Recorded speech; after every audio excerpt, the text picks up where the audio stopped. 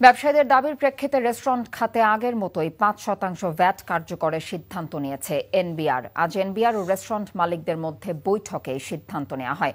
আগামীকালের মধ্যে সংক্রান্ত প্রজ্ঞাপন জারি করা হবে বলে জানিয়েছেন উপকমিশনার ব্যারিস্টার বদরুজ্জামান মুন্সী। এদিকে পূর্ব ঘোষণা অনুযায়ী আজ সকালে বাংলাদেশ রেস্টুরেন্ট মালিক সমিতির ডাকে কয়েকশো ব্যবসায়ী এনবিআরের সামনে মানববন্ধন করেন।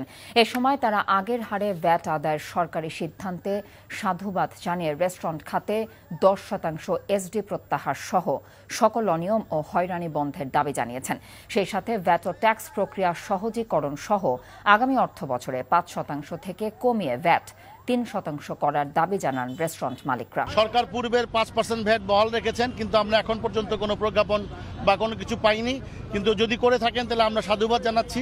আমরা চাই সরকার আমাদের দাবি, ন্যায্য দাবিগুলো উপলব্ধি করুক। নট অনলি 5%, সাথে আমাদের 10% এসডি আছে, সেটা প্রত্যাহার করতে হবে এবং আমাদেরকে ব্যবসায়িক সুষ্ঠু পরিবেশ দিতে হবে।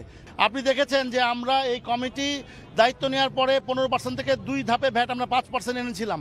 লাস্ট যে এনবিআর চেয়ারম্যান ছিলেন উনি বলেছেন 19% ভ্যাট আদায় হয়েছে। তার মানে কি, ভ্যাটের হার কমানোর পরে কিন্তু ভ্যাট আদায় বেড়েছে। তো সুতরাং আমরা চাই আমরা ভ্যাট আদায় আরও 10 গুণ বাড়িয়ে দিব যদি সরকার আমাদের সাথে কাজ করে।